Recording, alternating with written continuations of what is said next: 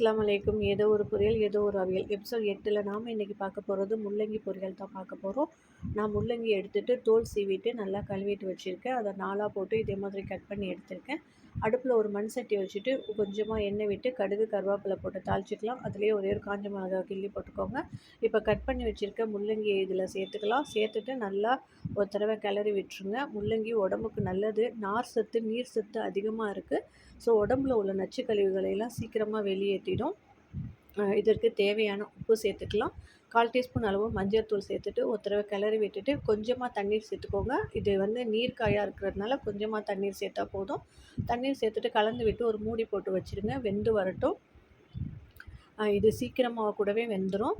அதனால் கொஞ்சம் மீடியம் ஃப்ளேம்லேயே வச்சு வேக வச்சுக்கோங்க. வெந்து வந்த பிறகு இதற்கு தேவையான தேங்காய் பூ சேர்த்து ஹை ஃப்ளேமில் அடுப்பை வச்சு நல்லா ஒரு தடவை கிளறி விட்டுட்டு நம்ம இறக்கிக்கலாம். சூப்பரான முள்ளங்கி பொரியல் நமக்கு ரெடி ஆகிடுச்சு. கண்டிப்பாக ட்ரை பண்ணி பாருங்கள்.